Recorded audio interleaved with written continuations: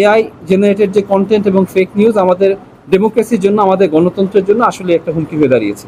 নিবন্ধন এবং প্রতীকের বিষয়ে আমাদের এটা মূল বিষয়বস্তু ছিল না। প্রতীকের বিষয়ে আমরা তো প্রধান নির্বাচন কমিশনারের কাছে এর আগে আবেদন দিয়েছি। আজকে আমাদের মূল এজেন্ডা ছিল প্রবাসী বাংলাদেশের ভোটাধিকার নিয়ে। আমাদের প্রবাসী বাংলাদেশিরা অনেকে আমাদের সাথে যোগাযোগ করছেন, তাদের উষ্মা প্রকাশ করছেন যে তাদের যে ভোটাধিকার সেটা নিশ্চিত করা হবে এই নির্বাচনে। মাননীয় প্রধান উপদেষ্টা প্রফেসর মোহাম্মদ ইউনূস বলেছেন, কিন্তু তারা কোনো আপডেট তারপর থেকে পাচ্ছেন না। নির্বাচন কমিশনের সাথে তাদের যোগাযোগ করার কোনো সুযোগ নাই। তো তারা আমাদের সাথে বলছেন তারা কিভাবে আপডেট পেতে পারেন, কবে তারা ভোটের জন্য রেজিস্ট্রেশন করবেন, প্রক্রিয়া কি হবে, সেই জিনিসগুলো জানতে চান। এবং তারা আরও উদ্বিগ্ন হয়ে পড়েছেন। কিছু রাজনৈতিক দলের কিছু নেতা বলেছেন যারা প্রবাসীরা আছে তারা ভোট দিতে পারবেন কিনা সেটা নিয়ে সংশয় আছে, তাদের ভোট দেওয়া উচিত কিনা সে বিষয়ে প্রশ্ন আসছে। এরপর থেকে আমরা অনেকের কাছ থেকেই প্রশ্ন পাচ্ছি। এই জন্য আজকে নির্বাচন কমিশনে আসছিলাম তাদের ব্যাপারে আরও তথ্য সংগ্রহ করতে, নির্বাচন কমিশনকে অনুগ্রহ করতে তারা যেন প্রবাসীদের ভোটাধিকার যে নিশ্চিত করার জন্য যথাযথ পদক্ষেপ গ্রহণ করে। আমাদের সুনির্দিষ্ট দুইটা দাবি ছিল এক্ষেত্রে।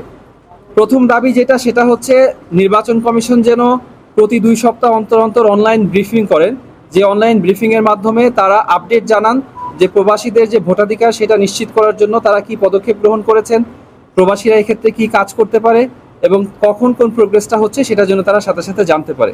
এবং এটা আমরা চাই যে নির্বাচন কমিশন প্রতি 2 সপ্তাহ অন্তর অন্তর জন্য এটা করেন। আমরা এই বিষয়ে প্রধান নির্বাচন কমিশনারের কাছ থেকে ইতিবাচক সাড়া পেয়েছি।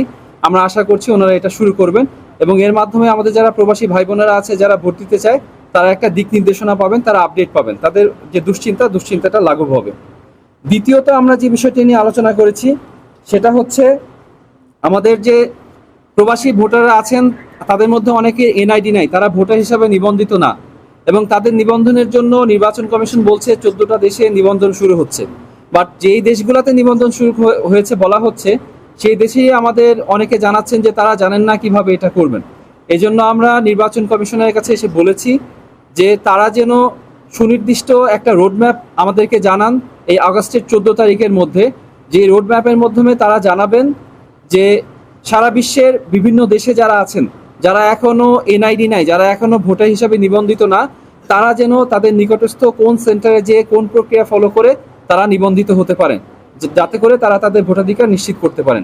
এছাড়া আরও ছোট ছোট কিছু বিষয়ে কথা হয়েছে। ফর এক্সাম্পল, তাদের ভোটার নিবন্ধন হওয়ার পরে তারা কিভাবে ভোটের দিন ভোটটা দিবেন, তারা পোস্টাল ব্যালটের মাধ্যমে কিভাবে পাবেন, এগুলো খুঁটিনাটির বিষয়ে তাদের সাথে আলোচনা হবে।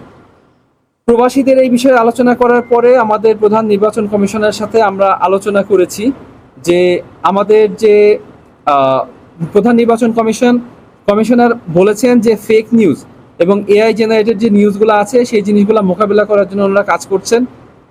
আমরা ওনাদের কাছ থেকে এই বিষয়ে অগ্রগতি জানতে চাচ্ছিলাম, ওনারা কি পদক্ষেপ গ্রহণ করবেন সেটা জানতে চাচ্ছিলাম। প্রধান নির্বাচন কমিশনার এবং ওনাদের কাছ থেকে আমরা যে তথ্য পেয়েছি যে ওনারা এটা নিয়ে কাজ শুরু করেছেন, আমরা ওনাদেরকে জানিয়েছি তারা যেন এই কাজে রাজনৈতিক দলগুলোকে অংশগ্রহণ নিশ্চিত করেন, এই চিন্তাভাবনা, এই ডেলিবারেশনে, যাতে করে এই কাজটা সফলভাবে করা যায়। কারণ এআই জেনারেটেড যে কন্টেন্ট এবং ফেক নিউজ আমাদের ডেমোক্রেসির জন্য, আমাদের গণতন্ত্রের জন্য আসলে একটা হুমকি হয়ে দাঁড়িয়েছে। আমাদের প্রধান নির্বাচন কমিশনের সাথে এর আগে আলাপ হয়েছে। আমরা প্রবাসীদের ভোটাধিকারের ক্ষেত্রে পোস্টাল ব্যালট যে মাধ্যমে ভোটের ব্যাপারে আমরা পরামর্শ দিয়েছিলাম। আমরা বলেছিলাম যে যেই সমস্ত জায়গাগুলোতে অনেক বাংলাদেশি আছে, প্রবাসী বাংলাদেশি আছে, সেই সমস্ত নির্দিষ্ট এলাকায় ইন পার্সন ভোটিংয়ের ব্যবস্থা করা, তারা যেন যে ভোট দিতে পারেন। প্রধান নির্বাচন কমিশনার তারা এই ব্যবস্থা তাদের মধ্যে রাখেননি, এটা আমরা আবার বিবেচনা করার জন্য তাদেরকে জানিয়েছি। এটাই মূলত আমাদের চাওয়া ছিল পোস্টাল ব্যালটের মাধ্যমে যেন হয়, প্রক্সি ভোটিংয়ের মধ্যে যেন না হয়। প্রক্সি ভোটিং নির্বাচন কমিশন অ্যাডপ্ট করছে না, এ ব্যাপারে আমরা নির্বাচন কমিশনের যে সিদ্ধান্ত তার সাথে একমত পোষণ করছি।